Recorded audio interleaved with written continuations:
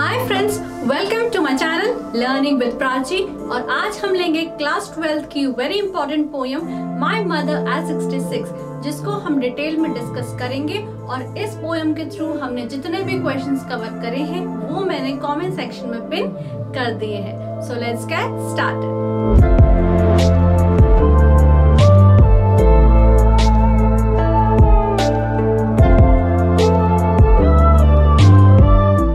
तो दोस्तों, ये जो हमारी पोयम है माय मदर एट 66, इसको लिखा है कमला दास ने, जो अपने पेन नेम माधवी कुटी के नाम से भी जानी जाती हैं। कमला दास का जन्म हुआ था केरला, इंडिया में, and so she was an Indian poet. अब जब हम इस पोयम की बात कर रहे हैं तो इसकी थीम में हमको 2 पॉइंट लिखने हैं। पहला, this poem is based on mother daughter relationship, यानी ये जो पोयम है बहुत ही खूबसूरती से माँ बेटी के रिश्ते को दर्शाती है, जहाँ पे हमारी जो पोएट है वो डॉटर है और अब वो सडनली ये रियलाइज कर रही है कि मेरी जो माँ है वो एजड हो गई है और बूढ़ी हो गई है। Secondly, this poem talks about ageing and controlled emotions, क्योंकि पूरी ही पोयम में ये बात करी गई है कि पोएट को ये रियलाइज हो रहा है कि उनकी जो मदर है वो एजड हो गई हैं, बूढ़ी हो गई हैं और अब किसी भी वक्त उनकी डेथ हो सकती है। अब जब हमारी पोएट ये रियलाइज कर रही है कि उनकी मदर बूढ़ी हो गई हैं, तो उनके अंदर बहुत सारे इमोशंस जागते हैं। उनको डर भी लगता है, एंजाइटी भी फील होती है, लेकिन उनके दिल में कितने भी इमोशंस क्यों ना हो, वो अपने इमोशंस को चेहरे पर नहीं लाती हैं और स्माइल के साथ उसको छुपा लेती हैं। इसीलिए इमोशंस के साथ हमने जोड़ा है कंट्रोल्ड इमोशंस। तो आइए अब इस पोएम को और डिटेल में जानते हैं। तो दोस्तों, हमारी स्टार्टिंग की फ्यू लाइंस हैं। Driving from my parents home to Cochin last Friday morning, I saw my mother beside me, doors open mouth, her face ashen like that of a corpse, and realized with pain that she was as old as she looked। तो दोस्तों, poem के शुरुआत में हमारी जो poet है कमला दास, वो बता रही हैं कि वो अपनी मदर से मिलने कोचिन अपने होम टाउन आई हुई थी और अब वो जा रही हैं एयरपोर्ट। और कैसे जा रही हैं? कार से जा रही हैं और एयरपोर्ट तक उनको अकम्पनी कर रही हैं पोएट की मदर। अब जब कार में पोएट के पास उनकी मदर बैठी हैं तो पोएट अपनी मदर को देख के उनको डिस्क्राइब कर रही हैं। क्या बोल रही हैं वो? डोज।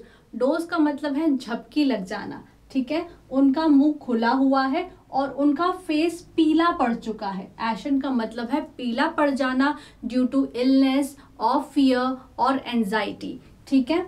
तो उनका फेस पीला पड़ चुका है और उन्होंने अपनी मदर के फेस को कंपेयर किया है with that of a corps. Corps का मतलब होता है डेड बॉडी। अब जब हम किसी डेड बॉडी को देखते हैं तो वो पूरी पीली पड़ जाती है, वो लाइफ लेस होती है, एक्सप्रेशन लेस होती है, मोशन लेस होती है, कोई एक्टिविटी नहीं करती है और पेल और डल होती है। तो ये सारी क्वालिटीज कमला दास अपनी मदर के फेस पे भी देख सकती हैं और वो अब ये रियलाइज कर रही हैं कि वो बूढ़ी हो चुकी हैं। वो चाहती है कि वो इस थॉट को हटा दें, उसको भूल जाएं, उसको इग्नोर करें, पर वो ये एक्सेप्ट नहीं करना चाहती हैं कि उनकी मदर जो है अब बूढ़ी हो चुकी हैं। दोस्तों, हमारी नेक्स्ट फ्यू लाइंस हैं। But soon put that thought away and looked out at the young trees sprinting, the merry children spilling out of their homes। अब जैसा कि हमने डिस्कस करा, पोएट ये रियलाइज तो कर रही हैं कि उनकी मदर बूढ़ी हो चुकी हैं, लेकिन वो उसको एक्सेप्ट नहीं करना चाहती हैं और अपना मूड चेंज करने के लिए वो कार की विंडो से बाहर देखती हैं। तो कार के विंडो से बाहर उनको क्या दिखता है? यंग ट्रीज स्प्रिंटिंग और मेरी चिल्ड्रन स्पिलिंग। अब यंग ट्रीज का मतलब है जो ट्रीज है वो बहुत ज्यादा यंग है, युवा है, और स्प्रिंटिंग का मतलब होता है बहुत तेजी से भागना। जब हम ओलंपिक्स की बात करते हैं तो वहाँ पे स्प्रिंटिंग नाम का एक इवेंट भी होता है, जिसमें सबसे पहले दौड़ के, बहुत तेजी से दौड़ के रेस को खत्म करना होता है। तो जब हमारे जो पोएट है वो कार की विंडो से बाहर देख रही हैं और कार स्पीड पे जा रही है, तो ऐसा लग रहा है कि जो पेड़ है वो भी भाग रहे हैं।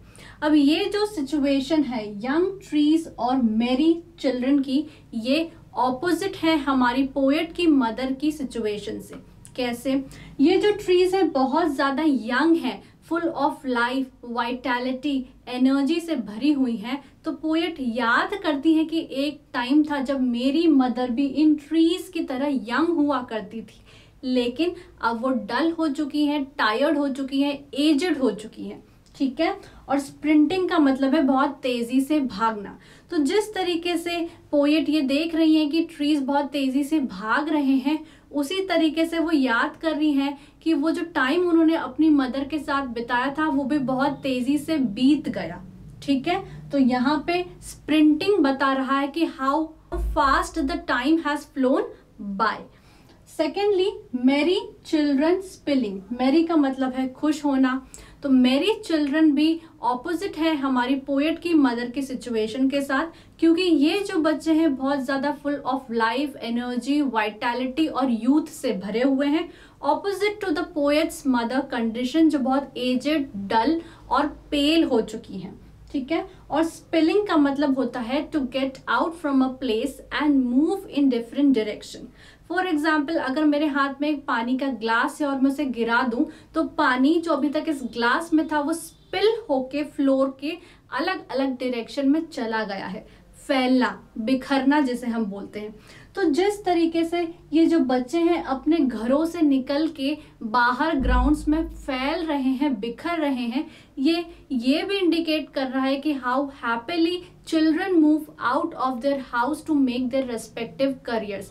यानी बच्चे कितनी खुशी से अपने घरों से निकल के अपने करियर बनाने के लिए बाहर निकल जाते हैं, जिस तरीके से ये जो बच्चे हैं खेलने के लिए अपने घर से निकल गए हैं। तो यहाँ पे यंग ट्री स्प्रिंटिंग और merry children spilling both are a reminder of the past.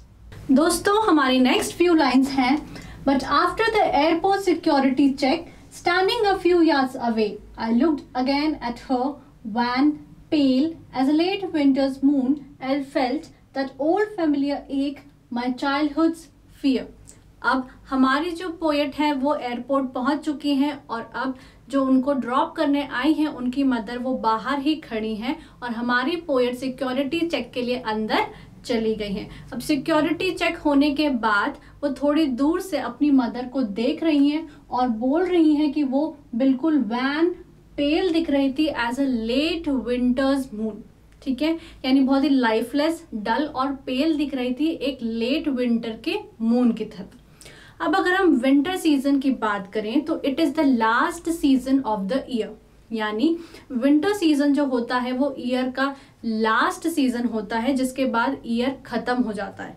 ठीक है। और विंटर जो होता है उसको हम मेजरली एसोसिएट करते हैं इनएक्टिविटी के साथ, बहुत ही डल पीरियड के साथ। Similarly old age is the last phase of human life. यानी ओल्ड एज के बाद जो लाइफ है वो खत्म हो जाती है। और जिस तरीके से विंटर बहुत ही इनएक्टिव पीरियड होता है, उसी तरीके से हमारी पोएट की जो मदर है वो भी बहुत ज़्यादा इनएक्टिव है। ठीक है। इसलिए उनको विंटर के मून से कंपेयर करा है। अब यहाँ पे मून जो होता है विंटर का वो बहुत ज़्यादा डल और पेल होता है और उसका जो ग्लो है वो मिस्ट में छुप जाता है। ठीक है। फॉग और मिस्ट में वो जो मून है क्लियरली दिखाई नहीं देता है और धीरे धीरे खो जाता है।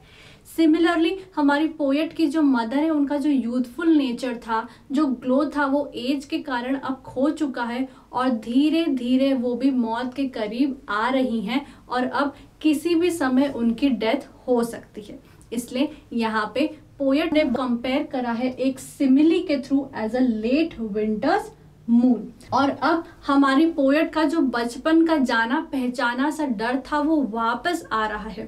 बचपन में जब हमारी पोएट को उनकी मदर नहीं दिखती थी तो वो बहुत ज़्यादा एंशियस हो जाती थी, घबरा जाती थी। उनको ऐसा लगता था कि वो अपनी मदर को खो देंगी।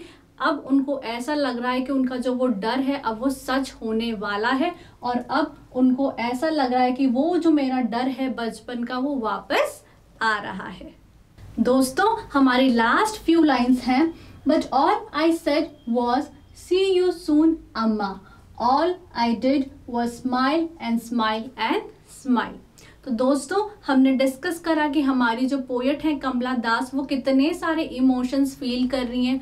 उनको फियर है, उनको एंजाइटी है, फियर ऑफ लॉस है, दुख हो रहा है कि उनकी मदर जो है अब एजड हो गई हैं, हो सकता है मैं उनको कल को ना मिल पाऊँ, लेकिन फिर भी वो क्या कह रही हैं, सी यू सून अम्मा, यानी अम्मा आपसे जल्दी ही मिलूंगी। अब इसको कहने के पीछे 3 कारण हो सकते हैं। पहला, बिडिंग फेयरवेल।